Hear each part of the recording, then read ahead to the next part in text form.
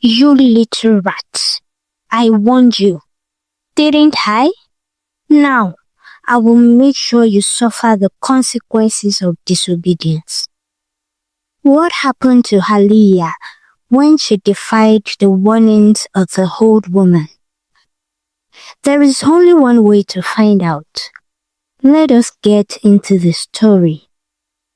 At the edge of a quiet village stood a tower that no one used, not because it was broken, not because it was cursed, but because everyone had agreed to pretend it did not exist.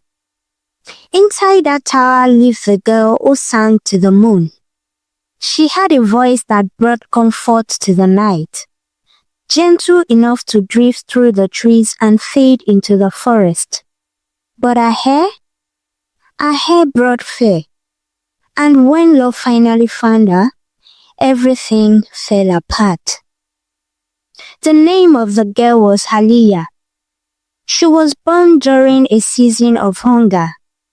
Her mother, Halima, had carried her through months when the yams failed and palm fruit dried on their trees. Halima's cravings were strange. She did not long for meat or fruit. She wanted leaves. Not just any leaf. Every night, she dreamt of a creeping plant that grew only behind the abandoned tower. Broad green leaves that glowed faintly under moonlight. In her dreams, she plucked them and ate them, and her hunger vanished. When Halima finally spoke of it to her husband, Sadiq, fear crossed his face. "That place belongs to Mama Gimbi," he said quietly. Everyone knew Mama Gimbi. She was old, older than anyone could remember, and lived alone near the forest line. She sold herbs that healed sickness doctors could not explain. She also buried more people than she healed. But Halima's sickness worsened. She grew thin, her eyes sank. One night, driven by desperation, Sadiq sneaked to the tower. He plucked the glowing leaves and brought them home. Halima ate, and she lived. When Mama Gimbi appeared at their door the next morning, no one needed to explain. "You took what was not yours," the old woman said calmly, her eyes fixed on Halima's swollen belly. Sadiq fell to his knees. She would have died. Mama Gimbi nodded slowly. Then the child will pay the debt. Aliyah was born at dawn, crying loudly, her lungs strong, her body perfect. And her hair? Even as a baby, it was unusual. Thick, dark. Too much for a newborn. By her first birthday, it brushed her shoulders. By her fifth, it reached her waist. Mama Gimbi returned when Aliyah turned 7. She did not argue. She did not threaten. She simply took the child. Aliyah's parents wept, but the village remained silent. Some deaths could not be contested. Mama Gimbi raised Aliyah inside the abandoned tower.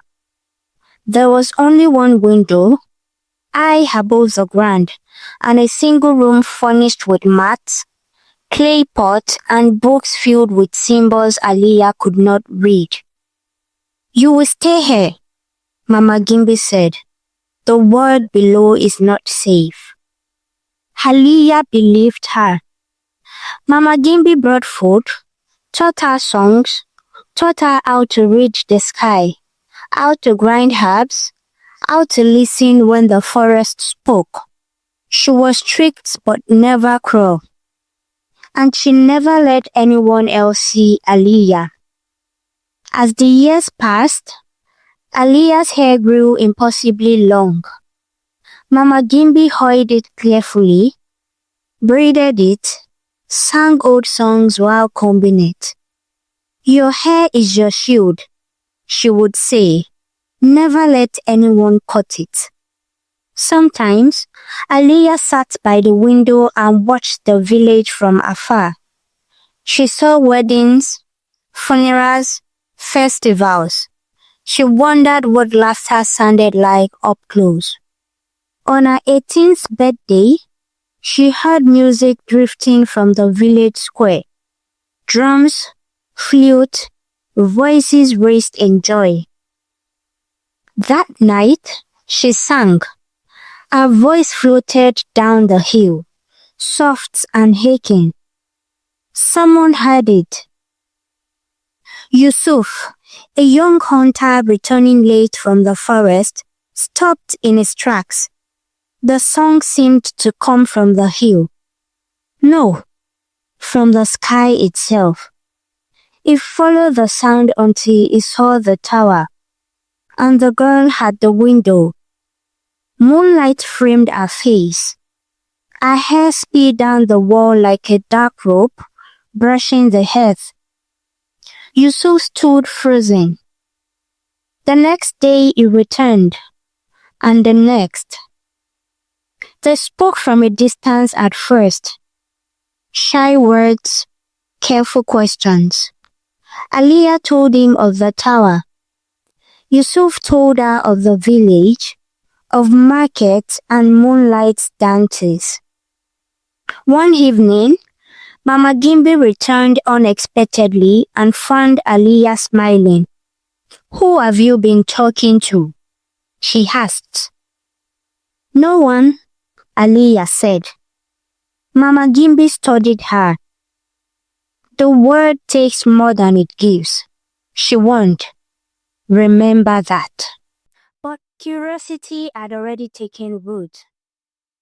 One night, when Mama Gimbi was away longer than usual, Yusuf whispered from below, "Aliyah, how do I reach you?"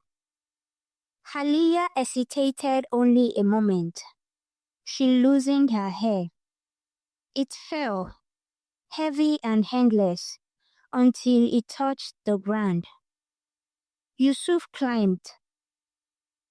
For the first time, Aliyah felt another human's presence beside her.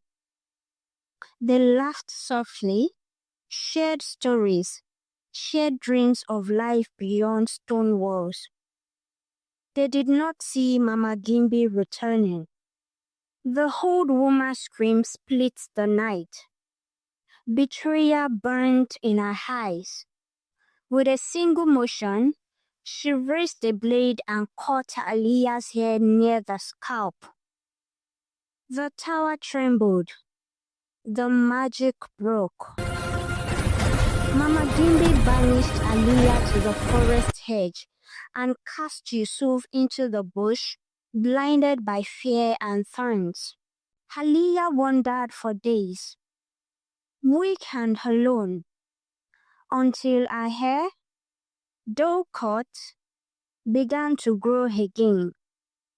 Not as before, but enough. When Yusuf found her weeks later, guided by her song, her hair had returned, long, living and shining.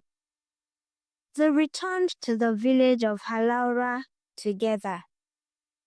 And when Mama Gimbi died alone in the tower, the villagers finally understood. Some prisons are built from fear. Some debts are paid with freedom. And some stories, no matter how old, will always find a new voice.